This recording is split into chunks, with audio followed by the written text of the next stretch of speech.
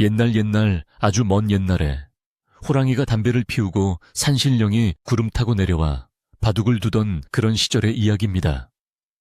강원도 깊은 상월짜기 첩첩산중이 병풍처럼 둘러싸인 곳에 사시사철 맑은 물이 흐르는 아름다운 마을이 하나 있었습니다.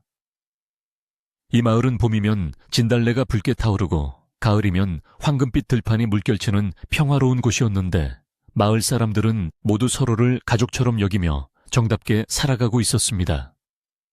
마을 어귀에는 수백 년 된 느티나무가 떡하니 버티고 서서 마을의 수호신 노릇을 하고 있었고 그 나무 아래 평상에는 언제나 동네 노인들이 모여 앉아 지난날의 이야기를 나누며 허허껄껄 웃음꽃을 피우곤 했습니다. 그 마을에서 가장 크고 으리으리한 기와집이 있었으니 사람들은 그곳을 최부잔의 댁이라고 불렀습니다. 최부잔의 집은 99칸이나 되는 넓은 집으로 기와 지붕의 곡선이 마치 학이 날개를 펼친 듯 우아하게 하늘을 향해 뻗어 있었습니다. 대문은 언제나 활짝 열려 있어 배고픈 나그네나 가난한 이웃들이 스스럼 없이 드나들며 허기를 채울 수 있었고 사랑채에서는 글 읽는 소리가 끊이지 않아 마을 사람들에게 큰 자랑거리가 되었습니다. 최부자는 인품이 넉넉하고 덕이 많아 마을 사람들의 존경을 한몸에 받았으며 흉년이 들 때면 곡간을 열어 곡식을 나누어 주는 등 선행을 베풀기로 유명했습니다. 이 최부자 댁에는 눈에 넣어도 아프지 않을 귀한 외동아들 선제 도련님이 살고 있었습니다. 선제 도련님은 어릴 적부터 총명하기가 이를 데 없고 생김새 또한 반듯하여 보는 사람마다 칭찬을 아끼지 않았습니다.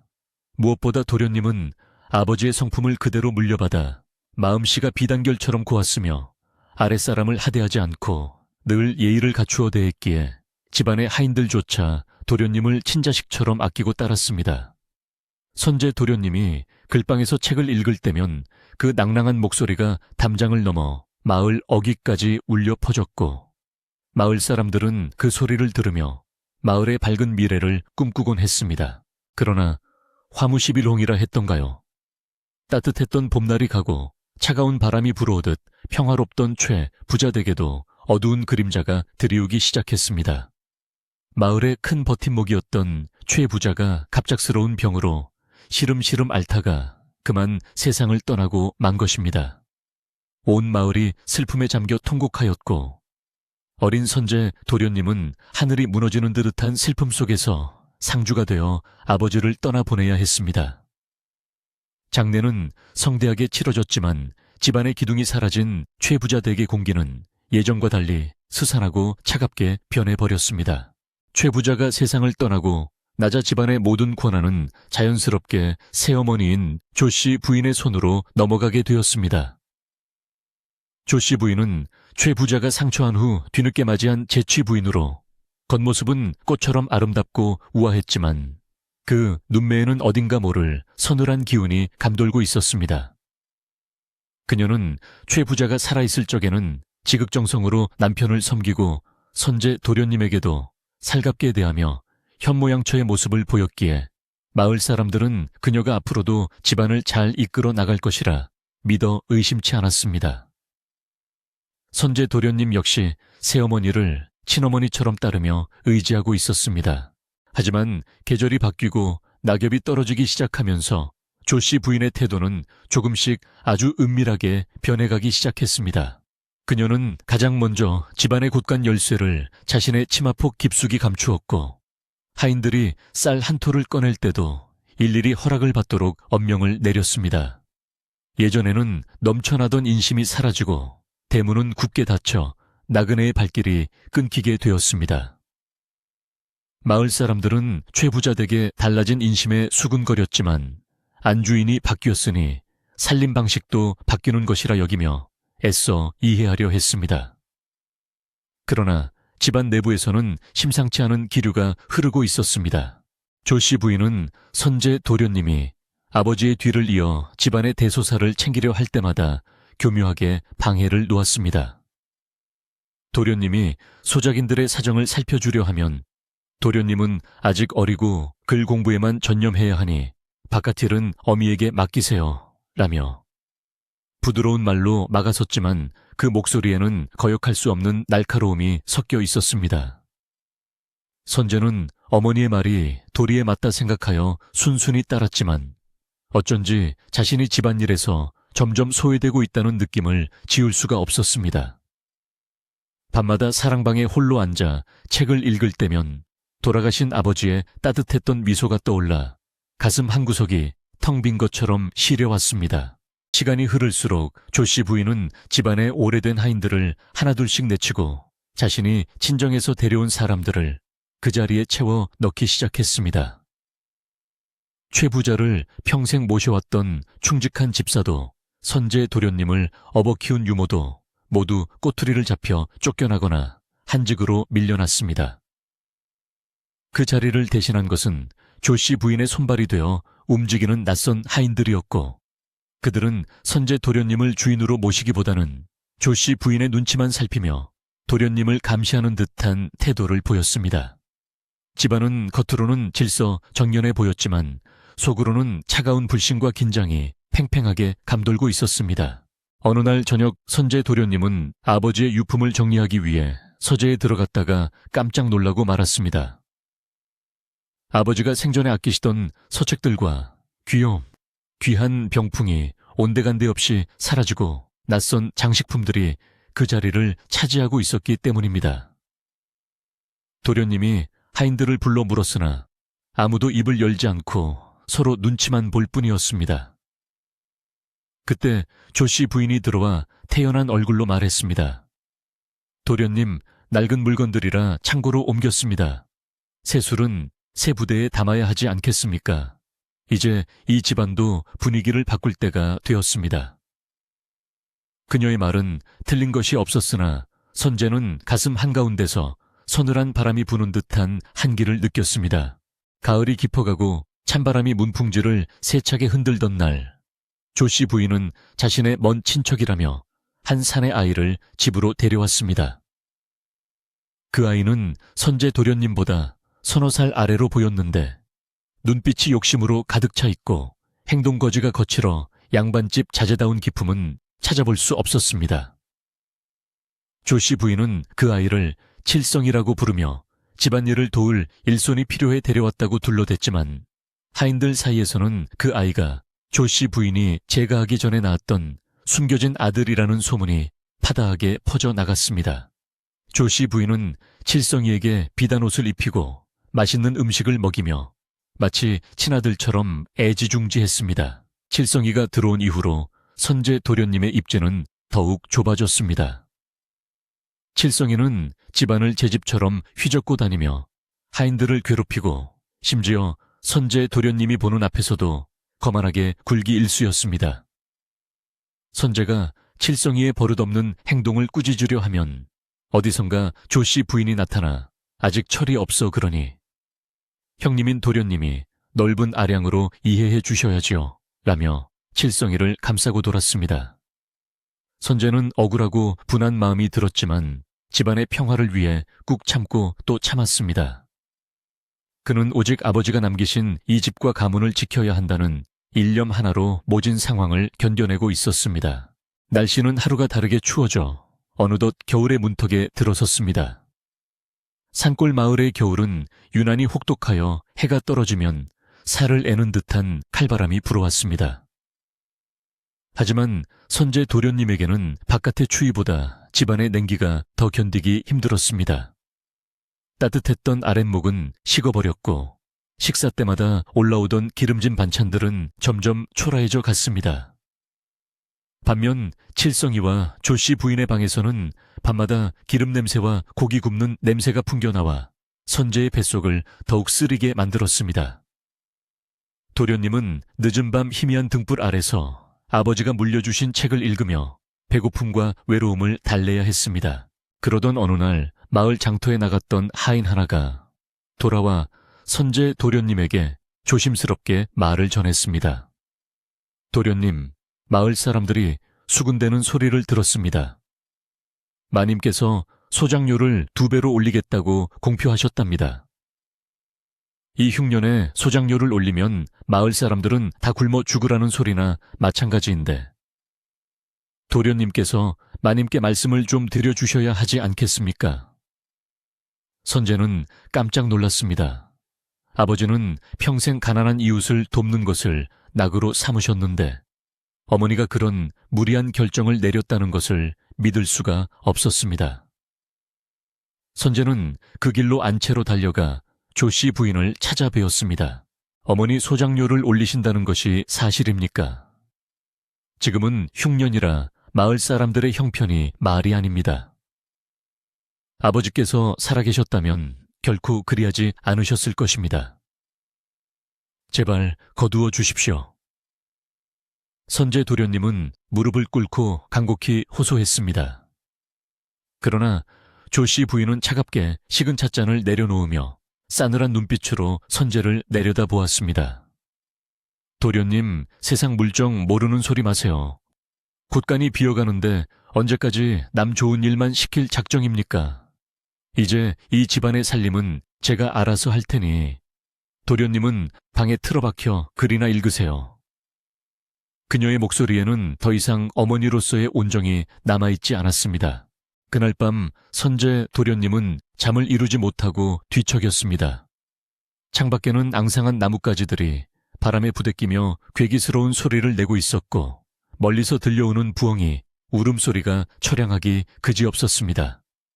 그는 자신이 이 집에서 점점 고립되어 가고 있음을, 그리고 어머니라 믿었던 사람이 서서히 본색을 드러내고 있음을 뼈저리게 느꼈습니다.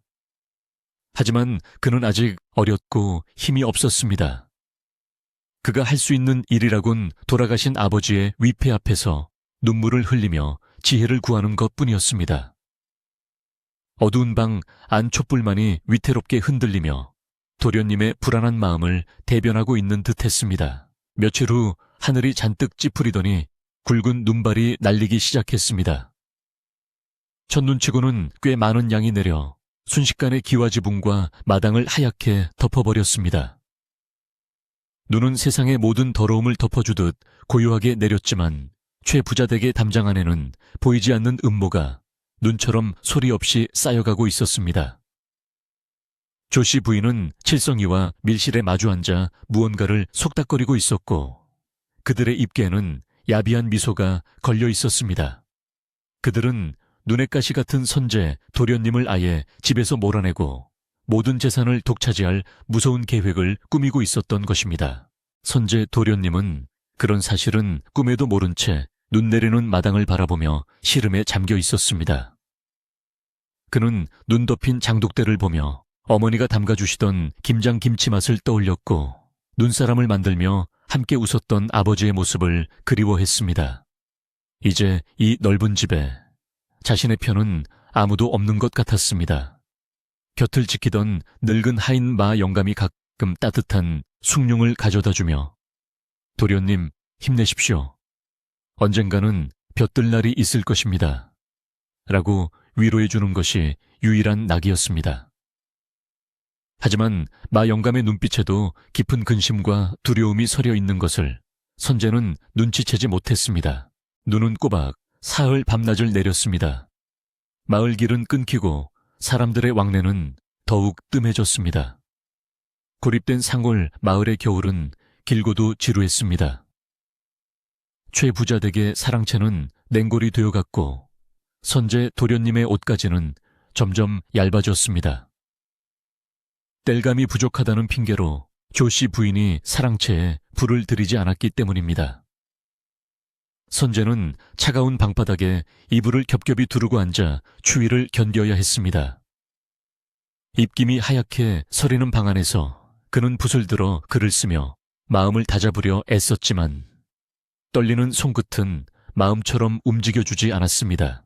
어느 날 아침 집안이 발칵 뒤집히는 일이 벌어졌습니다. 조씨 부인이 아끼던 폐물함이 없어졌다는 것이었습니다. 그 폐물함에는 집안 대대로 내려오던 귀한 보석들과 문서들이 들어있다고 했습니다. 조씨 부인은 머리를 풀어 헤치고 마당을 뛰어다니며 대성통곡을 했습니다. 아이고, 이 난리에 도둑이 들었구나. 내 귀한 폐물을 다 훔쳐갔으니 이제 우리는 어찌 산단 말이냐. 그녀의 울음소리는 날카롭게 찢어져 온 집안을 뒤흔들었고 하인들은 공포에 질려 벌벌 떨며 마당에 집결했습니다. 선제 도련님도 놀란 마음에 사랑채에서 뛰쳐나왔습니다. 조씨 부인은 매서운 눈으로 하인들을 하나하나 쏘아보며 도둑을 색출하겠다고 으름장을 놓았습니다. 그러더니 갑자기 선제 도련님을 손가락질하며 소리쳤습니다. 밤새 대문은 굳게 닫혀 있었고 담을 넘은 흔적도 없다. 그렇다면 집안 사정을 잘 아는 내부의 소행이 분명하다. 칠성아, 네가 가서 사랑채를 뒤져보아라. 선제 도련님은 기가 막혀 말문이 막혔습니다. 어머니, 어찌 그런 말씀을 하십니까? 제가 폐물을 훔치다니요. 당치 않습니다. 하지만 조씨 부인은 들은 척도 하지 않고 칠성이에게 눈짓을 보냈습니다. 칠성이는 기다렸다는 듯이 하인들을 이끌고 사랑채로 우르르 몰려갔습니다. 잠시 후 사랑채에서 칠성이의 외침이 들려왔습니다. 마님, 여기 있습니다. 도련님의 이불 밑에서 폐물함이 나왔습니다. 칠성이가 의기양양하게 폐물함을 들고 나오자 마당에 모인 모든 사람들의 시선이 선제 도련님에게 꽂혔습니다. 선제는 눈앞이 캄캄해지고 다리가 풀려 그 자리에 주저앉고 말았습니다. 그것은 명백한 모함이었습니다. 누군가 몰래 자신의 방에 폐물함을 넣어둔 것이 분명했습니다. 선제는 억울함에 가슴을 치며 결백을 주장했지만 이미 짜인 각본처럼 돌아가는 상황 속에서 그의 목소리는 공허한 메아리가 될 뿐이었습니다. 세상에 믿는 도끼에 발등 찍힌다더니 점잖은 척하던 도련님이 도둑질이라니. 조씨 부인은 기다렸다는 듯이 선제를 몰아세웠습니다. 그녀는 짐짓 실망한 표정을 지으며 눈물을 훔치는 척했지만 소매 뒤로 가려진 입가에는 비릿한 웃음이 번지고 있었습니다. 마을 사람들에게 덕망 높기로 소문난 최부자 댁의 도련님이 폐물 도둑으로 몰리게 된 이 기막힌 상황은 순식간에 눈덩이처럼 불어나 선제 도련님의 운명을 벼랑 끝으로 내몰고 있었습니다. 차가운 겨울바람만이 휑한 마당을 휩쓸고 지나가며 앞으로 닥쳐올 비극을 예고하고 있었습니다. 하늘은 다시금 흐려지고 금방이라도 폭설이 쏟아질 듯 무겁게 내려앉았습니다. 억울한 누명을 쓴 선제 도련님은 차가운 마당에 무릎 꿇려진 채 자신을 경멸 어린 눈으로 바라보는 새어머니와 비열한 미소를 짓는 칠성이를 멍하니 올려다보았습니다. 아버지가 지켜오신 이 집에서 자신이 도둑으로 몰려 쫓겨날 위기에 처했다는 사실이 도무지 실감나지 않았습니다. 이제 겨우 시작된 겨울 선제 도련님의 앞날에는 눈보라보다 더 매서운 시련이 기다리고 있었습니다. 마당에 불어닥친 칼바람은 선제 도련님의 얇은 옷깃을 파고들었고 억울함에 흘러내린 눈물은 뺨 위에서 그대로 얼어붙어 버렸습니다. 조씨 부인의 호통소리가 쩌렁쩌렁 울리는 가운데 선제는 차가운 땅바닥에 엎드려 아무런 말도 할 수 없었습니다. 하늘을 우러러 한 점 부끄러움이 없건만 눈앞에 놓인 폐물함이라는 거짓 증거는 도련님의 결백을 무참히 짓밟아 버렸습니다. 하인들은 평소 인자하던 도련님이 그런 짓을 했을 리 없다고 생각하면서도 서슬퍼런 안주인의 기세에 눌려 누구 하나 나서서 변호해주는 이가 없었습니다. 그저 고개를 푹 숙인 채 도련님의 처참한 모습을 외면할 뿐이었지요. 조씨, 부인은 분이 풀리지 않는다는 듯 선제 도련님을 향해 삿대질을 해대며 모진 말을 쏟아냈습니다. 내 그동안 죽은 남편을 생각하여 너를 친자식처럼 거두어 주었거늘 은혜를 원수로 갚다니. 도둑놈이 어찌 양반 가문의 장자가 될 수 있단 말이냐. 이는 조상님들이 무덤에서 벌떡 일어날 일이로다. 그녀의 표독스러운 목소리는 담장을 넘어 골목길까지 흘러나갔고 지나가던 마을 사람들의 귀에까지 들어갔습니다. 칠성이는 어머니의 치마 뒤에 숨어 회심의 미소를 지으며 덜덜 떨고 있는 선제 도련님을 비웃듯 내려다보고 있었습니다. 이 모든 것이 그들이 꾸민 연극이었으나 관객들은 그 속을 알 길이 없었지요. 그날 밤 선제 도련님은 춥고 어두운 광에 갇히는 신세가 되었습니다. 따뜻한 사랑채에서 쫓겨나 거미줄이 쳐진 낡은 광에 내동댕이 쳐진 것입니다. 밖에서는 문을 걸어 잠그는 소리가 둔탁하게 들려왔고 작은 창살 틈으로 들어오는 달빛만이 도련님의 유일한 벗이 되었습니다. 배고픔보다 더 견디기 힘든 것은 가슴을 후벼 파는 배신감과 억울함이었습니다. 아버지가 그토록 아끼시던 집, 그리고 자신이 지켜야 할 이 가문에서 도둑이라는 오명을 쓰고 갇혀 있다는 사실이 도무지 믿기지 않았습니다.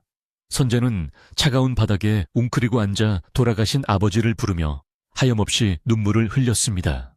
다음 날이 밝자마자 마을에는 흉흉한 소문이 삽시간에 퍼져나갔습니다.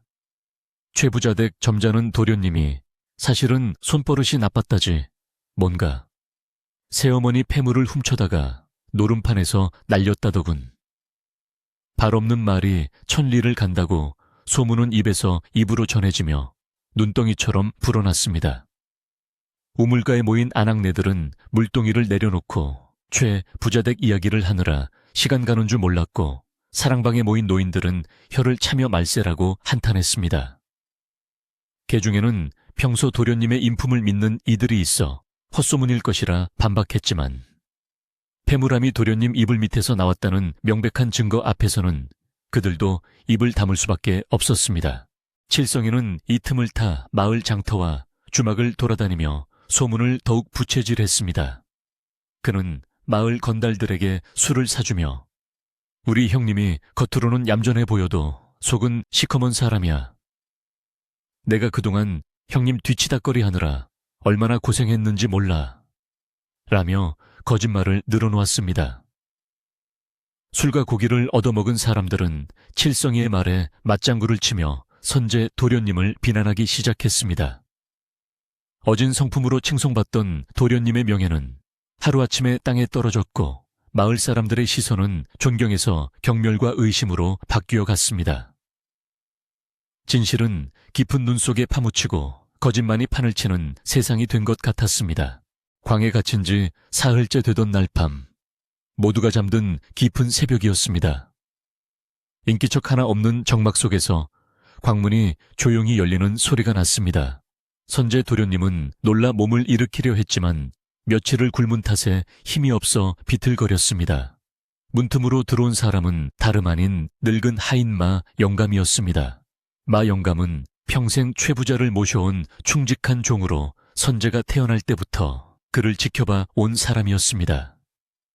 그는 품속에서 김이 모락모락 나는 주먹밥 한 덩이를 꺼내 떨리는 손으로 도련님에게 내밀었습니다. 도련님, 얼마나 고생이 많으십니까? 얼른 이것이라도 드시고 기운을 차리셔야 합니다. 선제 도련님은 허겁지겁 주먹밥을 받아먹으며 마 영감의 손을 잡았습니다. 목이 메어 말이 잘 나오지 않았습니다. 영감, 나는 정말 훔치지 않았네. 자네는 나를 믿지. 이건 모함이야. 도련님의 절규에 마 영감은 눈시울을 붉히며 고개를 끄덕였습니다. 압니다요, 알고 말고요. 제가 어찌 도련님의 성정을 모르겠습니까? 실은 제가 그날 밤 칠성이가 도련님 방에 들어가는 것을 보았습니다. 마 영감의 고백에 선제는 눈이 휘둥그레졌습니다. 그게 정말인가? 그럼 어서 가서 어머니께 아니 마을 사람들에게 사실을 밝혀주게. 하지만 마 영감은 고개를 저으며 긴 한숨을 내쉬었습니다.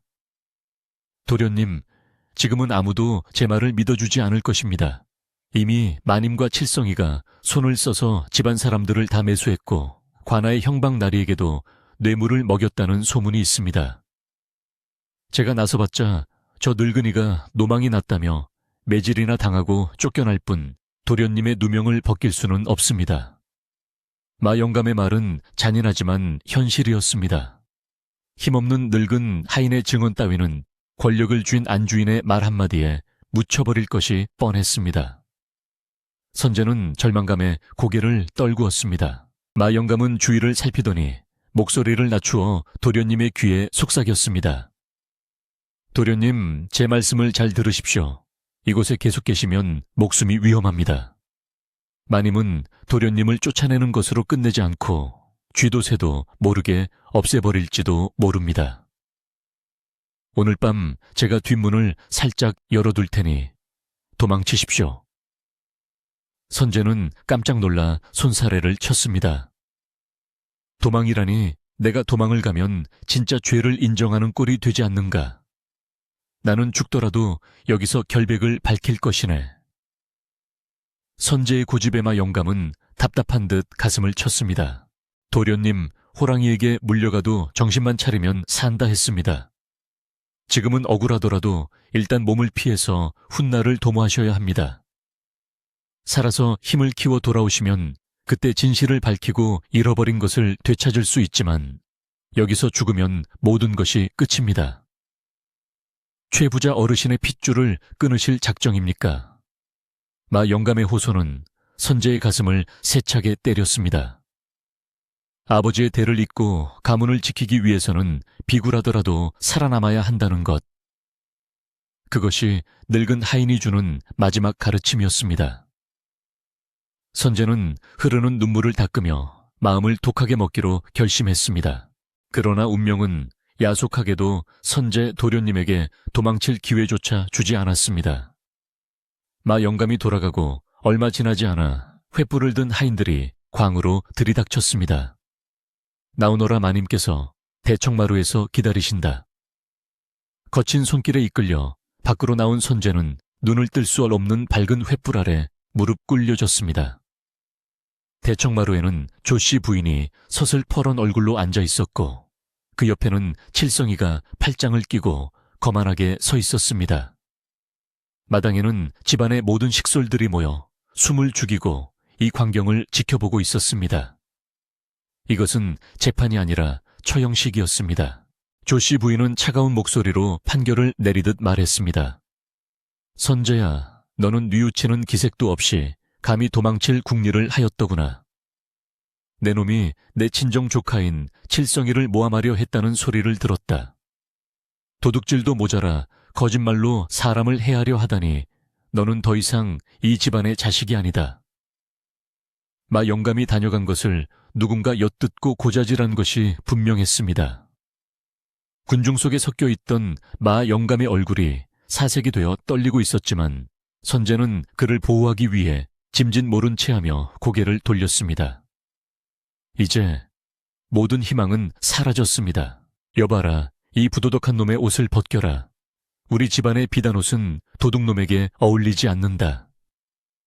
조씨 부인의 명령이 떨어지자 하인들이 달려들어 선재의 두루마기를 벗겨내고 얇은 무명옷 한 벌만 남겨두었습니다. 살을 애는 듯한 추위가 맨살에 닿자 온몸이 사시나무 떨듯 떨려왔습니다. 하지만 선재는 이를 악물고 비명을 참았습니다. 그들에게 약한 모습을 보이고 싶지 않았기 때문입니다.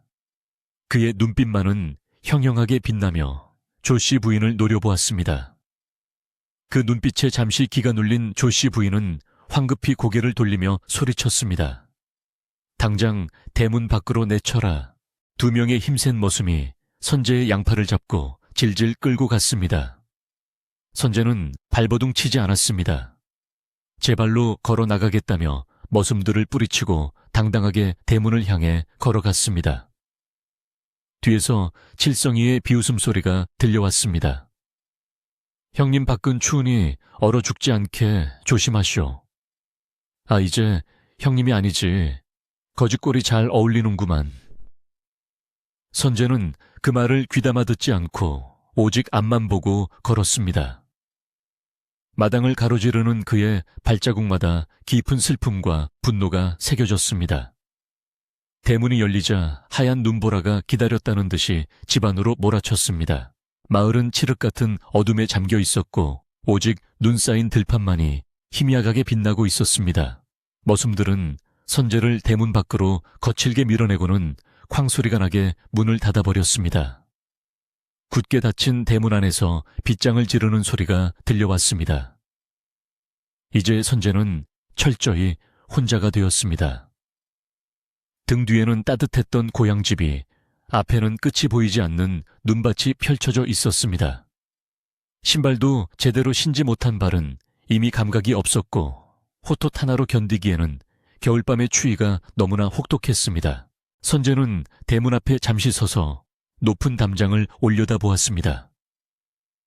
어릴 적 아버지와 함께 연을 날리던 마당 어머니가 불러주던 자장가가 깃든 방 그 모든 추억이 저 담장 너머에 있었습니다. 이제는 돌아갈 수 없는 금지된 구역이 되어버린 그곳을 향해 선재는 큰 절을 올렸습니다. 아버지 불효자 선재는 잠시 떠납니다. 하지만 반드시 살아서 돌아오겠습니다. 돌아와서 이 억울함을 풀고 집안을 다시 일으켜 세우겠습니다. 부디 저를 지켜봐 주십시오. 그의 목소리는 눈보라 속에 흩어졌지만 그 맹세만은 가슴 깊이 새겨졌습니다. 눈보라는 점점 더 거세져 한치 앞을 분간하기 어려웠습니다. 선재는 무작정 마을 어귀를 향해 걷기 시작했습니다. 어디로 가야 할지, 누구에게 의지해야 할지 막막하기만 했지만 일단 이 마을을 벗어나야만 했습니다. 발이 푹푹 빠지는 눈길을 헤치며 걷는 동안 그의 머릿속에는 오직 살아남아야 한다는 생각뿐이었습니다. 마을 어귀에 느티나무가 귀신처럼 팔을 벌리고 서 있었고 그 아래 평상에는 아무도 없었습니다. 평소 마을 사람들의 따뜻한 쉼터였던 그곳조차 지금은 차가운 눈더미에 덮여 있을 뿐이었습니다. 마을을 벗어나 산일로 접어들자 바람은 더욱 매서워졌습니다. 늑대 울음소리가 산울림처럼 들려오고 나뭇가지 부러지는 소리가 정막을 깨뜨렸습니다. 선재는 몇 번이고 눈길에 미끄러져 넘어졌지만 그때마다 다시 일어나 걸었습니다. 손과 발이 얼어 터지고 얼굴은 동상에 걸려 감각이 없었지만 마음속에서 타오르는 복수심과 생존에 대한 의지가 그를 움직이게 하는 유일한 연료였습니다. 그는 자신이 흘린 피눈물 자국을 눈이 덮어버리는 것을 보며 과거의 자신도 저 눈 속에 묻어버리기로 했습니다. 얼마나 걸었을까 선재의 의식이 점점 희미해져 갔습니다. 눈꺼풀이 청은망은 무거워지고 다리가 말을 듣지 않았습니다. 이대로 쓰러지면 다시는 일어나지 못할 것을 알면서도 쏟아지는 잠을 이겨낼 재간이 없었습니다. 그는 눈 덮인 바위 아래 쓰러져 가쁜 숨을 몰아쉬었습니다. 멀리서 새벽닭 우는 소리가 희미하게 들려왔지만 그에게는 마치 저승사자의 부름처럼 들렸습니다. 여기서 죽는 것인가? 선재의 눈앞에 아버지의 환영이 아른거렸습니다. 그때였습니다. 눈보라 사이로 희미한 불빛 하나가 보였습니다. 산속 깊은 곳에 있는 암자의 불빛인지 아니면 화전민의 오두막인지 알 수 없었지만 그 작은 불빛은 선재에게 마지막 희망의 끈이 되었습니다.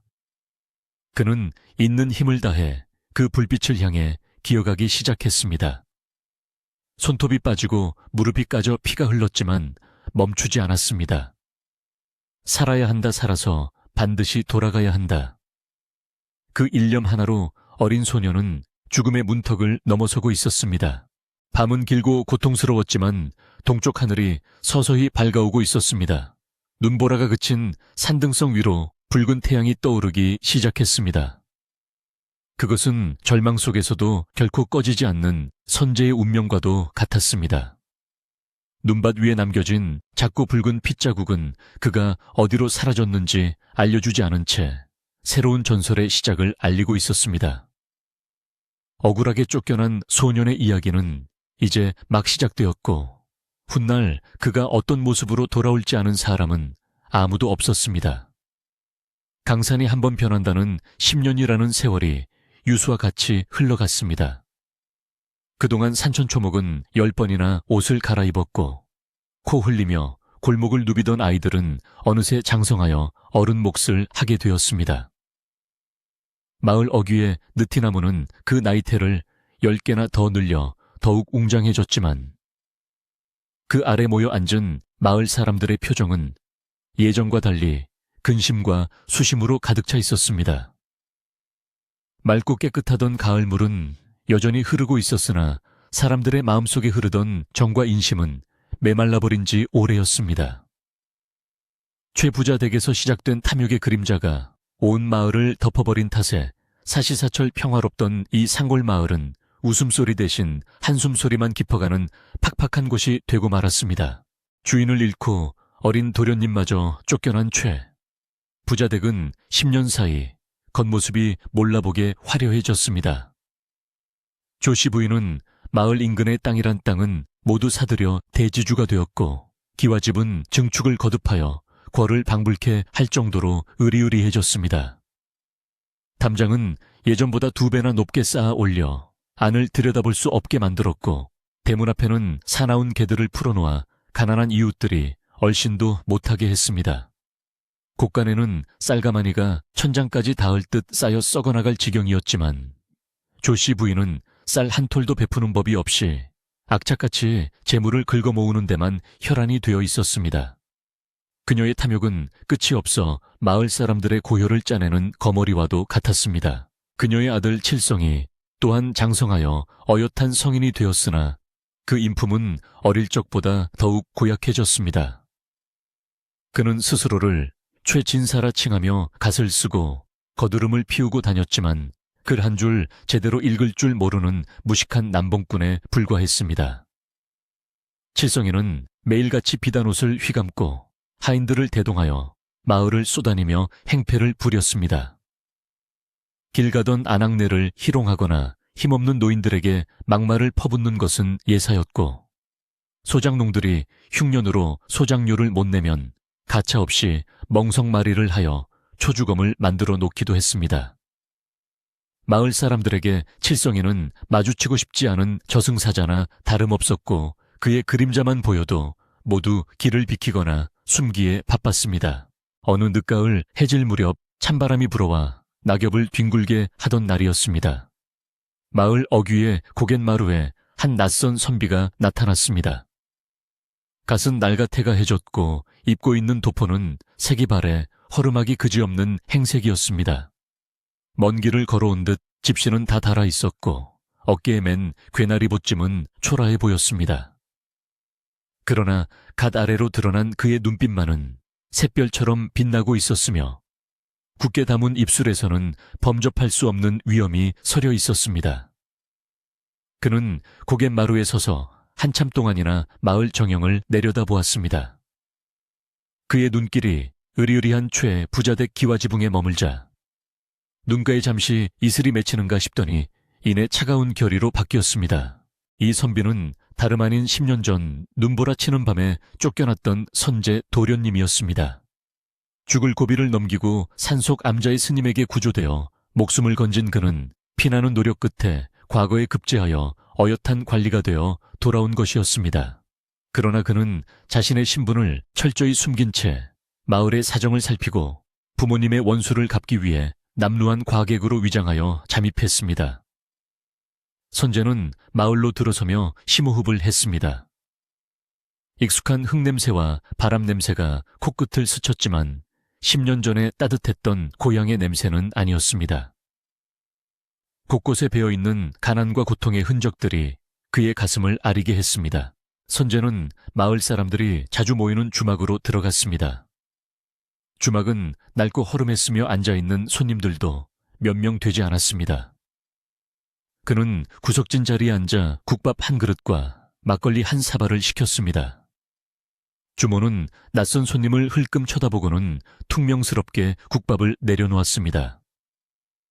어디서 오신 손님인지는 모르겠으나 우리 마을에는 먹을 것이 귀하니 남기지 말고 다 드시오. 선제는 묵묵히 국밥을 뜨며 옆자리 사람들의 이야기에 귀를 기울였습니다.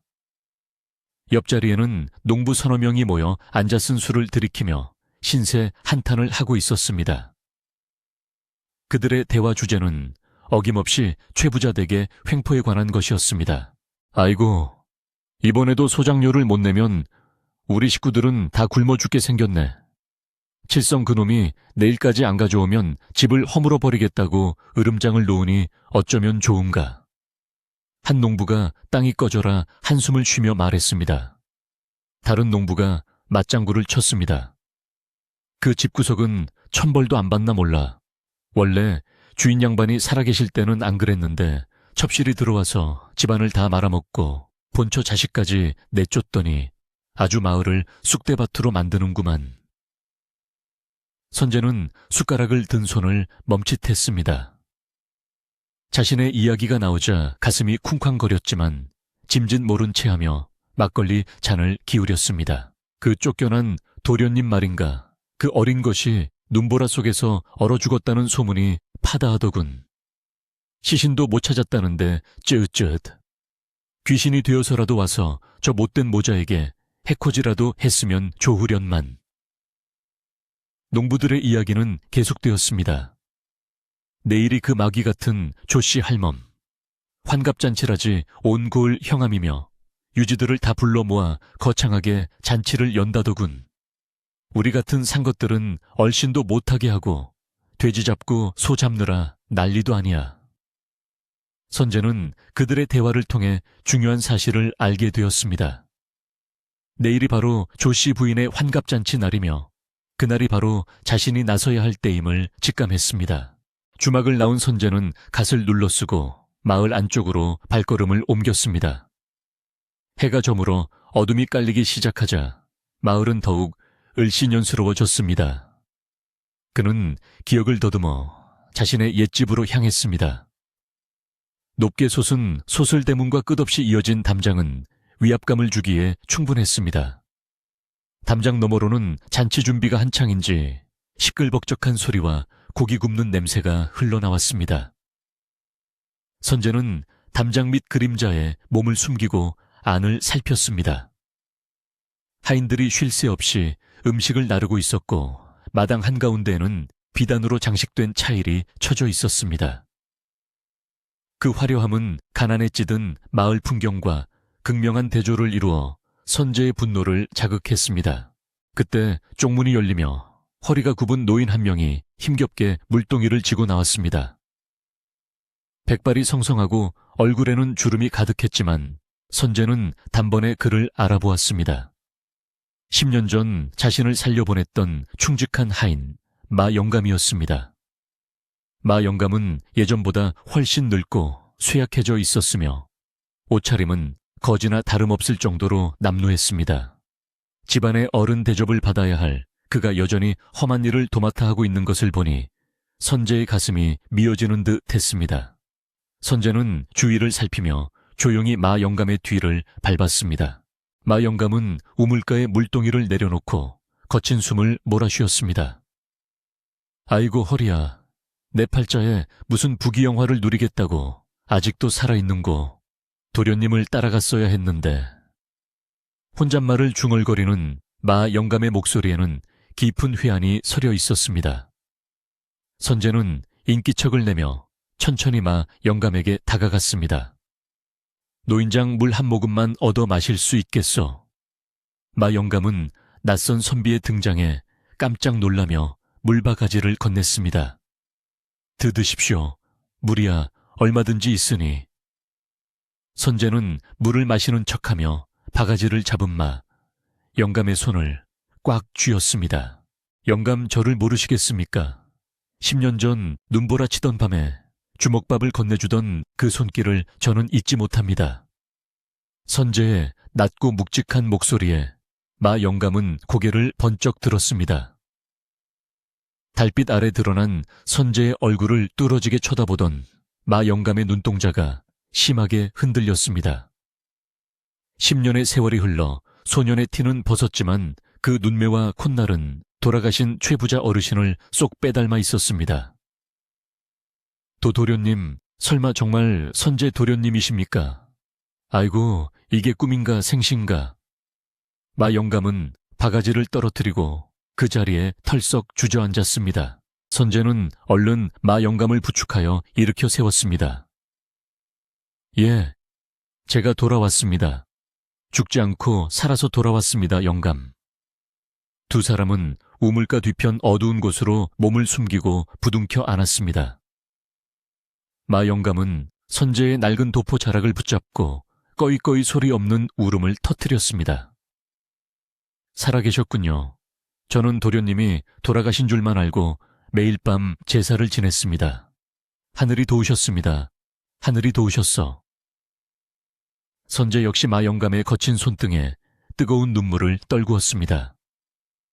10년 동안 가슴속에 맺혀있던 응어리가 조금은 녹아내리는 것 같았습니다. 한참을 흐느끼던 마영감은 정신을 차리고 선제의 손을 잡으며 다급하게 말했습니다. 도련님, 그런데 여긴 위험합니다. 마님과 칠성이는 도련님이 죽었다고 믿고 있지만 만약 살아 돌아온 것을 알면 당장 관에 고변하여 해치려 할 것입니다. 저들은 이제 돈으로 관아까지 쥐락펴락하고 있습니다. 어서 몸을 피하셔야 합니다. 마영감의 걱정은 여전했습니다. 그러나 선제는 옅은 미소를 지으며 고개를 저었습니다. 걱정 마십시오. 이번에는 도망치지 않을 것입니다. 제가 온 것은 잃어버린 것을 되찾고 썩어버린 것을 도려내기 위함입니다. 선제는 마영감에게 지난 10년간 집안에서 일어난 일들을 자세히 물었습니다. 마영감의 입을 통해 들은 이야기는 생각보다 훨씬 참담했습니다. 조씨 부인은 돈을 불리기 위해 고리대금업까지 손을 댔고 돈을 갚지 못하는 양민들을 노비로 삼는 등 악행을 일삼고 있었습니다. 칠성이는 술과 도박에 빠져 가산을 탕진하고 있었으며 자신의 마음에 들지 않으면 하인들을 마구 때려 병신으로 만드는 일도 서슴지 않았습니다. 집안에는 원망과 저주가 가득 차 있어 언제 무너져도 이상하지 않을 지경이었습니다. 이야기를 듣는 선제의 주먹에는 힘이 들어갔습니다. 내일 환갑잔치에 고을 형암도 온다고 들었습니다. 사실입니까? 선제의 물음에 마영감은 고개를 끄덕였습니다. 예, 그렇습니다. 형암뿐만 아니라 인근 고을의 유지란 유지는 다 모인답니다. 마님이 자신의 세력을 과시하려고 아주 작정을 하고 준비했습니다. 뇌물을 바쳐서 형암과 형님 동생 하는 사이가 되었다고 자랑이 대단합니다. 선제는 고개를 끄덕였습니다. 그것은 오히려 좋은 기회였습니다. 그들이 가장 높은 곳에 올라가 있다고 믿는 순간, 그리고 가장 많은 사람들이 모인 그 자리에서 그들의 죄상을 만천해 낱낱이 밝힐 수 있기 때문입니다. 선제는 품 안에서 작은 헝겊 꾸러미를 꺼내마 영감에게 보여주지는 않고 소중히 만지작거렸습니다. 그 안에는 임금님이 하사하신 마패가 들어 있었습니다. 영감, 내일 잔치 때 제가 들어갈 것입니다. 제가 들어가면 저를 모르는 척 해주십시오. 때가 되면 제가 신호를 보낼 것입니다. 그때까지만 참고 기다려 주십시오. 마 영감은 선제의 당당한 태도와 확신에 찬 눈빛을 보며 도련님이 예전에 힘없는 소년이 아님을 깨달았습니다. 어딘가 모르게 풍기는 기품과 위험은 범인과는 다른 기운을 뿜어내고 있었습니다. 마 영감은 묵묵히 고개를 끄덕이며 도련님을 믿기로 했습니다. 알겠습니다, 도련님. 이 늙은이 죽기 전에 도련님이 주인 자리에 앉으시는 것을 보는 것이 소원입니다. 내일 잔치 때 어떤 일이 벌어지든 저는 도련님만 믿고 따르겠습니다. 마 영감은 선제의 손을 다시 한번 꽉 잡았다가 놓았습니다. 헤어질 시간이었습니다. 더 오래 지체하면 의심을 살 수도 있었습니다. 선제는 마 영감을 먼저 들여보내고 자신은 어둠 속으로 사라졌습니다. 밤바람이 차가웠지만 선제의 가슴속은 뜨겁게 타오르고 있었습니다. 내일이면 모든 것이 끝날 것이고 또한 모든 것이 제자리로 돌아갈 것입니다. 선제는 마을 뒷산 중턱에 있는 작은 바위 위에 올라가 밤새도록 최부자 댁을 내려다보았습니다. 집안 곳곳에 밝혀진 등불은 밤새 꺼지지 않았고 잔치 준비를 하는 소리는 새벽까지 이어졌습니다. 저 불빛 아래서 자신을 쫓아낸 모자는 내일의 영광을 꿈꾸며 잠들어 있을 것입니다. 하지만 그 영광은 모래성처럼 허무하게 무너져 내릴 것입니다. 선제는 돌아가신 아버지를 향해 마음속으로 기도를 올렸습니다. 아버지, 내일은 부디 이 아들의 칼끝이 흔들리지 않게 잡아주십시오. 사사로운 복수가 아닌 정의를 세우는 심판이 되게 해 주십시오. 새벽녘이 되자 동쪽 하늘이 붉게 물들기 시작했습니다. 10년 전 피눈물을 흘리며 떠났던 그 새벽과는 사뭇 다른 느낌의 여명이었습니다. 오늘의 해는 선재에게 승리의 깃발과도 같았습니다. 그는 옷매무새를 가다듬고 각근을 단단히 조여맸습니다. 낡은 도포자락이 아침 바람에 펄럭였지만 그 모습은 마치 출정하는 장수처럼 비장하고 늠름해 보였습니다. 이제 곧 잔치가 시작될 것입니다. 그리고 그 잔치는 최부자 댁의 악인들에게는 최후의 만찬이 될 것입니다. 선재는 아주 천천히 마을을 향해 발걸음을 옮겼습니다. 드디어 기다리던 잔칫날 아침이 밝아왔습니다. 동이 트기 무섭게 최부자 댁 대문은 활짝 열렸고 고소한 기름 냄새와 음식 익는 냄새가 담장을 넘어 온 마을을 진동시켰습니다. 마당에는 오색 차일이 하늘을 가릴 듯 쳐져 있었고 곳곳에 걸린 청사초롱은 아침 햇살을 받아 영롱하게 빛났습니다. 하인들은 쉴 새 없이 음식을 나르느라 발바닥에 불이 날 지경이었고 악공들은 일찌감치 자리를 잡고 흥겨운 풍악을 울릴 준비를 하고 있었습니다. 겉으로 보기에는 더할 나위 없이 경사스러운 날이었지만 그 화려한 잔치 마당을 바라보는 담장 밖 마을 사람들의 눈빛은 굶주림과 원망으로 횡하기만 했습니다.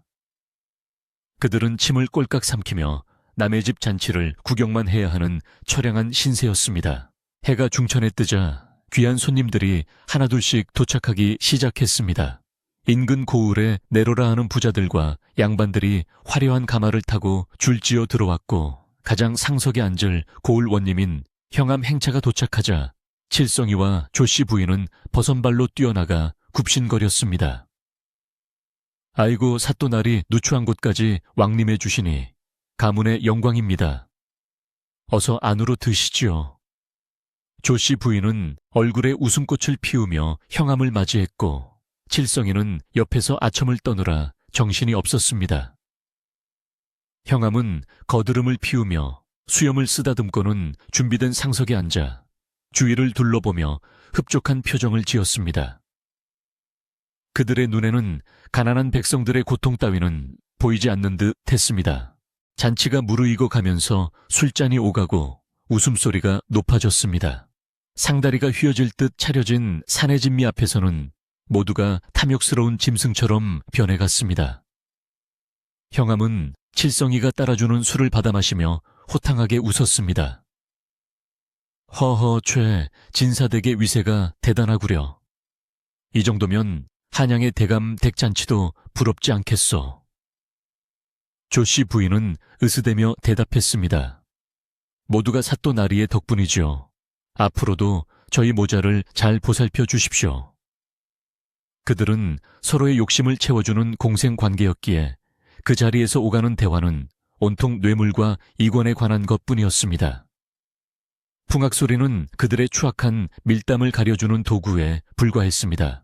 바로 그때 왁자지껄한 잔치 마당의 흥을 깨는 소란이 대문 쪽에서 일어났습니다. 이거 놓으시오. 나도 지나가는 과객인데 이 잔치집에서 술 한 잔, 밥 한 술 얻어먹는 것이 그리 큰 죄란 말이오. 남루한 행색의 선비가 하인들과 실랑이를 벌이고 있었습니다. 하인들은 냄새나는 거짓골을 한 선비가 들어오려 하자 기겁을 하며 막아서고 있었습니다. 에이, 재수없게 어디서 거지가 들어오려 해. 당장 나가지 못해. 오늘은 귀한 분들이 오신 날이라. 너 같은 것은 얼씬도 못한다. 하인들이 선비를 거칠게 밀쳤지만 선비는 바위처럼 꿈쩍도 하지 않고 버티며 목소리를 높였습니다. 그 선비는 바로 암행어사 차림의 선재였습니다. 소란이 커지자 상석에 앉아있던 칠성이가 인상을 찌푸리며 자리에서 일어났습니다. 아니, 저게 무슨 소란이냐. 감히 사또 나리가 계신 자리에서 소리를 지르다니 내가 직접 나가서 버릇을 고쳐주겠다. 칠성이는 술기운이 오른 붉은 얼굴로 대문 쪽으로 성큼성큼 걸어갔습니다. 그는 선재의 남루한 꼴을 보고는 코를 쥐며 비웃었습니다. 어디서 굴러먹던 갯뼈다귀가 감히 우리 집 대문을 넘보느냐. 밥을 얻어먹고 싶으면 저기 개구멍 옆에 가서 찌걱이나 기다릴 것이지. 어디서 양반 행세를 하려들어 칠성이는 하인들에게 눈짓을 하며 선제를 끌어내라고 손짓했습니다. 선제는 칠성이를 똑바로 쳐다보며 조금도 물러서지 않았습니다. 주인이 손님을 대하는 태도가 이리도 고약하단 말인가. 옛말에 오는 손님 막지 말고 가는 손님 잡지 말라 하였소. 내 비록 행색은 초라하나 이 집안의 내력에 대해서는 자네보다 더 잘 알고 있네. 선제의 뼈 있는 말에 칠성이는 흠칫 놀랐으나 이내 기분이 상해 고함을 질렀습니다. 이 미친놈이 뭐라는 거야. 여봐라. 당장 멍석을 말아라. 메타작을 해서 저놈의 정신을 번쩍 들게 해주어라.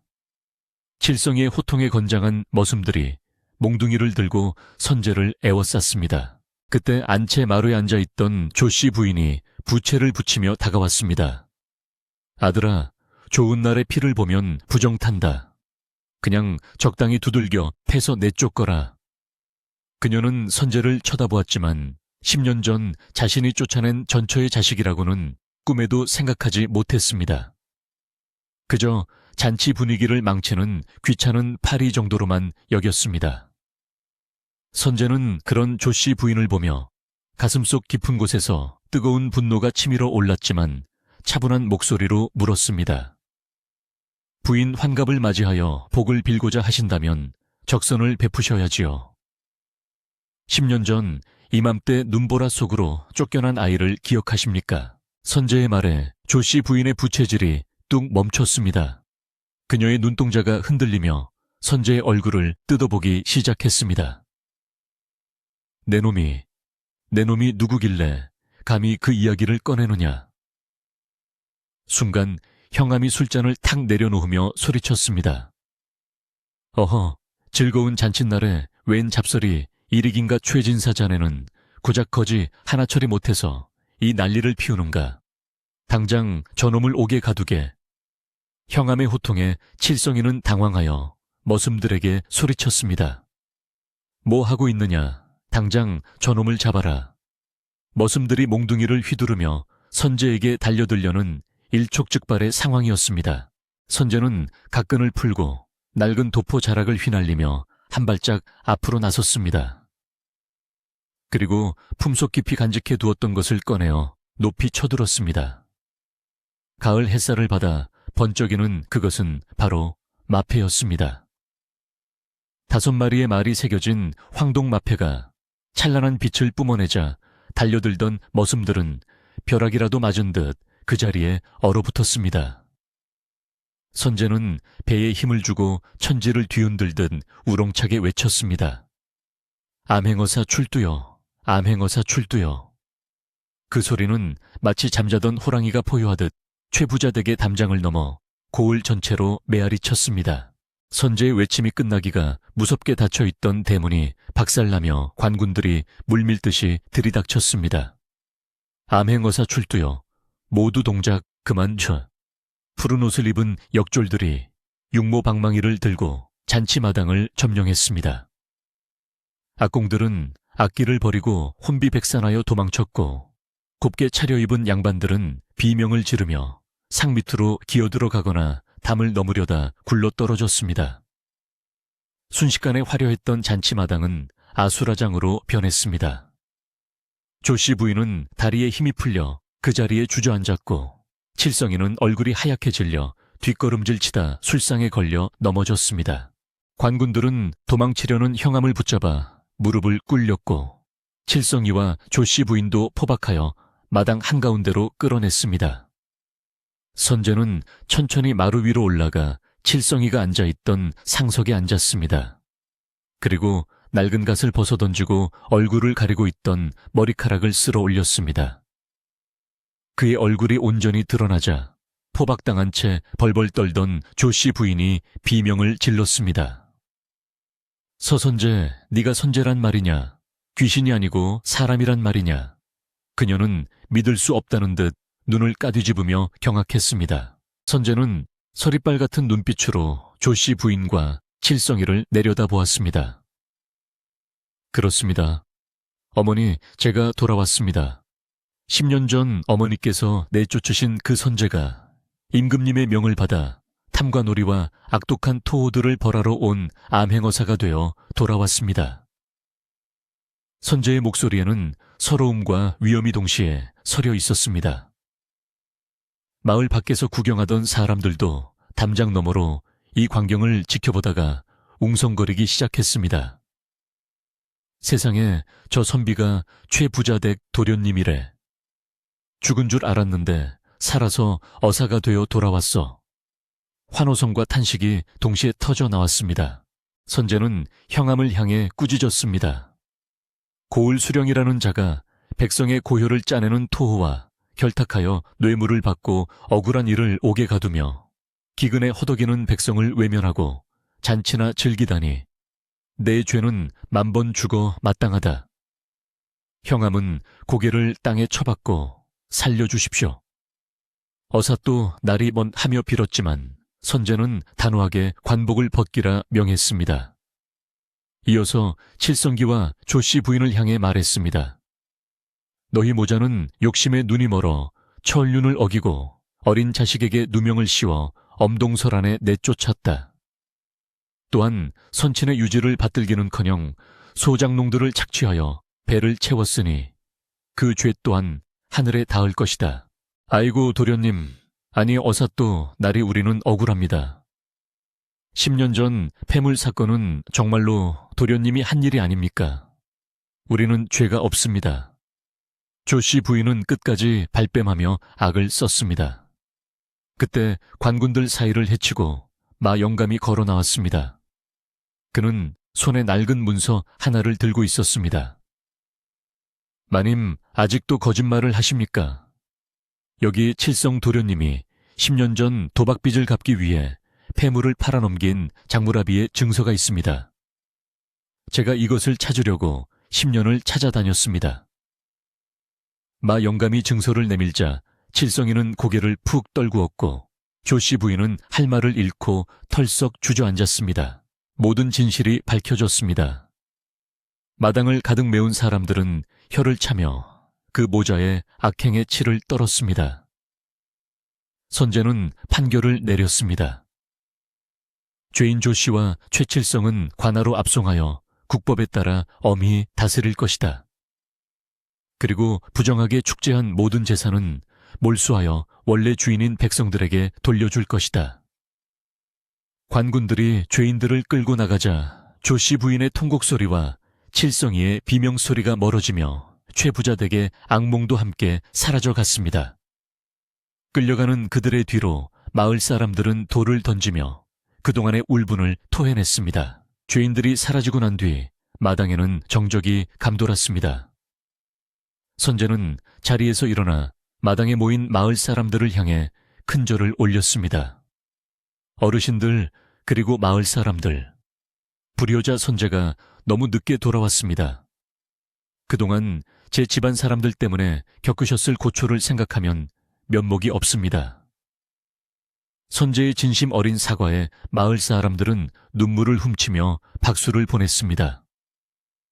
도련님, 아니 어사또 날이 살아 돌아온 것만으로도 고맙습니다. 이제 우리 마을은 살았습니다. 여기저기서 만세 암행어사 만세 소리가 터져 나왔습니다.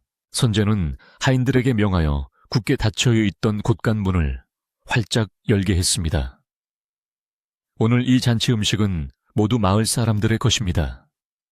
그리고 곳간의 곡식을 풀어 흉년에 굶주린 모든 이들에게 골고루 나누어 주도록 하라.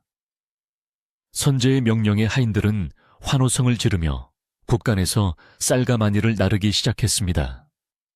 잔치상에 차려져 있던 기름진 고기와 떡은 굶주린 아이들과 노인들의 차지가 되었습니다.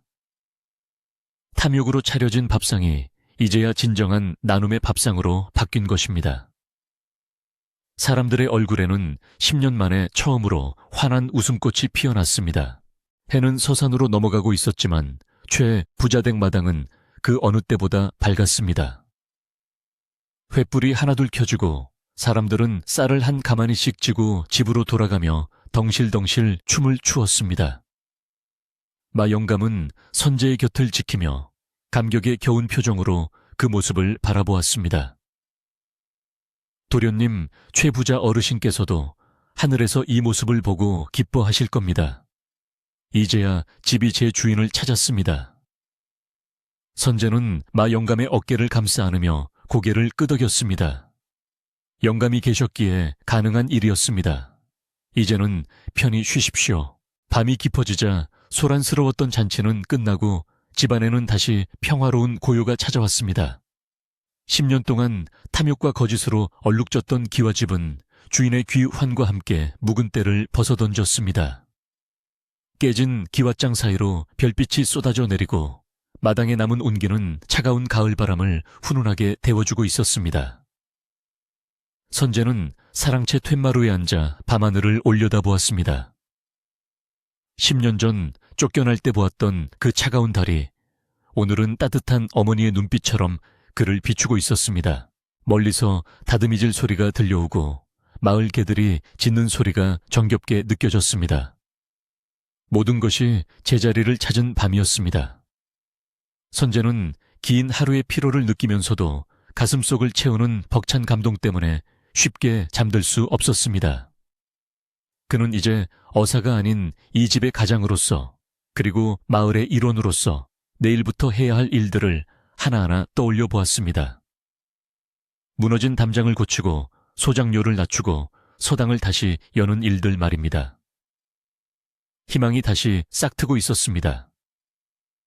폭풍우가 몰아치던 밤이 지나고 거짓과 탐욕으로 얼룩졌던 최부자댁에 다시금 맑고 투명한 아침 햇살이 비추기 시작했습니다. 지난밤의 소란이 거짓말이었던 것처럼 하늘은 더없이 푸르렀고 마당에 쌓여있던 눈은 따스한 햇볕에 녹아내려 처마 끝에서 맑은 물방울이 되어 뚝뚝 떨어지고 있었습니다. 관군들이 죄인들을 모두 압송해 간 뒤 텅 빈 집안에는 고요함이 찾아왔지만 그것은 예전의 스산하고 차가운 정막이 아니라 평온하고 아늑한 안식이었습니다. 선제는 일찍 일어나 마당을 거닐며 지난 10년간 잃어버렸던 집안의 기운을 하나하나 되살려내고 있었습니다. 무너진 담장 틈새로 피어난 이름. 모를 들고 쫓아도 이제야 제 주인을 만난 듯 반가움에 몸을 흔들고 있는 것 같았습니다. 선제는 가장 먼저 집안 곳곳에 남아있는 조씨 부인과 칠성이의 사치스러운 흔적들을 치우도록 명했습니다. 금박으로 요란하게 장식되었던 병풍과 화려하기만 하고 실용성은 없는 가구들이 밖으로 실려 나갔고 그 자리에는 선제의 아버지가 생전에 아끼시던 소박하고 기품 있는 목가구들이 다시 제자리를 찾았습니다. 창고 구석에 먼지를 뒤집어 쓰고 처박혀 있던 옛 서책들을 꺼내어 햇볕에 말리니 종이 넘기는 소리와 묵향이 은은하게 퍼져나와 사랑채를 가득 채웠습니다. 하인들은 주인의 명을 받아 부지런히 움직이면서도 그들의 얼굴에는 더 이상 두려움이나 눈치가 아닌 활기와 기쁨이 넘쳐 흐르고 있었습니다. 선제는 집안의 살림을 도맡았던 늙은 하인 마 영감을 안채로 불러들여 새 옷 한 벌을 내주었습니다. 영감 그동안 나를 대신하여 이 집을 지키느라 얼마나 고생이 많았소. 이제 영감은 더 이상 험한 일을 하지 마시고 안채의 큰 어른으로서 아랫사람들을 통솔하며 편안히 지내십시오. 선제의 따뜻한 배려의 마 영감은 굵은 눈물을 뚝뚝 흘리며 도련님의 손을 잡았습니다. 도련님, 당치 않습니다. 저는 그저 도련님 곁에서 마당이나 쓸고 장작이나 패며 사는 것으로 족합니다. 하지만 선제는 고개를 저으며 마 영감을 따뜻한 아랫목에 앉히고 그를 집안의 집사로 정식 임명하여 모든 권한을 맡겼습니다. 마을 사람들에게도 최부자댁의 대문은 다시 활짝 열렸습니다. 선제는 곳간을 열어 곡식을 나누어 준 것에 그치지 않고 억울하게 빼앗겼던 땅 문서와 빈 문서들을 모두 찾아내어 주인들에게 돌려주었습니다. 마을 회관 앞마당에 모인 사람들은 자신의 이름이 적힌 문서를 돌려받으며 감격에 겨워 어쩔 줄을 몰랐습니다. 아이고, 이게 꿈이요 생시요. 이제 우리 식구들 굶어 죽을 걱정은 안 해도 되겠구만. 쭈글쭈글한 손으로 문서를 받아든 노인들은 연신 허리를 굽혀 절을 했고 선재는 그들의 손을 일일이 잡아주며 위로했습니다. 탐욕스러운 지주가 사라진 자리에 진정한 덕망을 갖춘 어른이 돌아왔음을 온 마을이 축복하고 있었습니다. 겨울이 깊어가고 있었지만 마을 사람들의 마음에는 이미 따뜻한 봄이 찾아온 듯 했습니다. 최부자댁 사랑채에서는 다시 글 읽는 소리가 낭랑하게 울려 퍼졌고 그 소리는 마을 사람들에게 마음의 평화를 주는 자장가와도 같았습니다. 선재는 과거에 급제한 관리였지만 관직에 나가 출세하는 길보다는 고향에 남아 피폐해진 마을을 돌보는 일을 선택했습니다. 그는 틈틈이 마을 아이들을 불러 모아 글을 가르치고 사람이 마땅히 지켜야 할 도리에 대해 이야기해 주었습니다. 아이들의 초롱초롱한 눈망울을 보며 선재는 이 아이들이 자라나 만들게 될 정의롭고 따뜻한 세상을 꿈꾸었습니다.